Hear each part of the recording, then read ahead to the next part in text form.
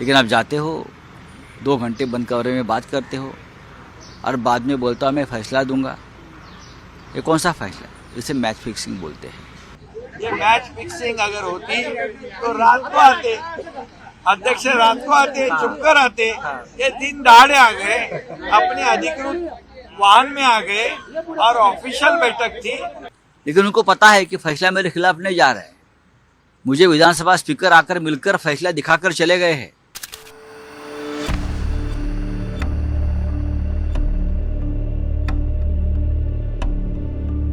विधानसभा speaker का एक protocol होता है।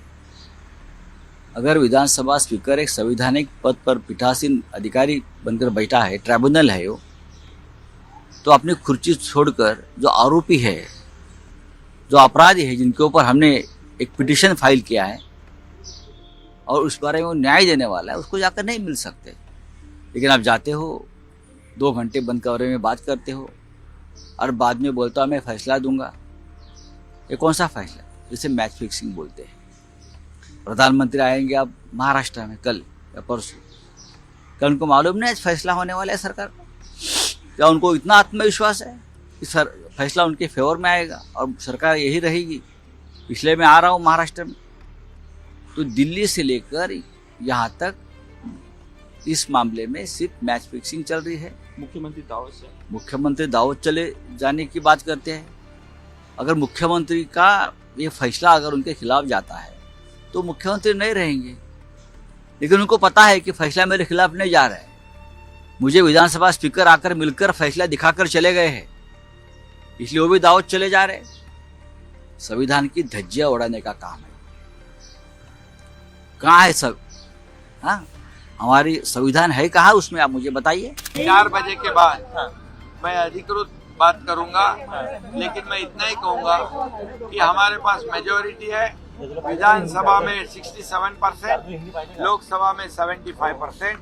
हमारे पास 13 सांसद है और हमारे पास 50 विधायक है और इसी के बलबूते पर मेजोरिटी पर चुनाव आयोग ने हमें ओरिजिनल पार्टी शिवसेना पार्टी करके रिकॉग्नाइज किया है।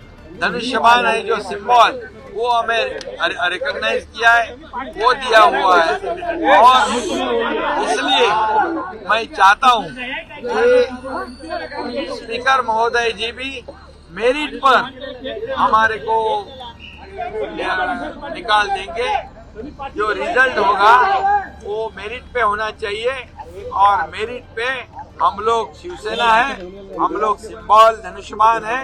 और हमारे जो शपथ विधि हुआ था, कुछ लोग हमें घटना बाह्य कहते हैं, घटना बाह्य सरकार कहते हैं और बोले आज गिरेगा, कल गिरेगा, परसों गिरेगा, ऐसे बोलते बोलते अभी 1.5 साल हो गए हैं। अभी बाद में कहते हैं मुख्यमंत्री बदलेगा, लेकिन ये सरकार हमारे मजबूती से काम कर रही है, इसलिए उनके पैरों तले जमीन खिसक गई है।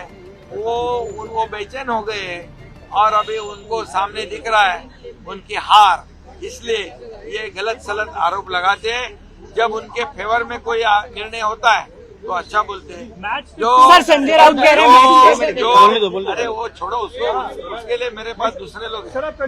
ये आप तो इसमें एक ही बात कहूंगा मैं, ये मैच फिक्सिंग अगर होती तो रात को आते, अध्यक्ष रात को आते, चुप कर आते। ये दिन दहाड़े आ गए, अपने अधिकृत वाहन में आ गए और ऑफिशियल बैठक थी।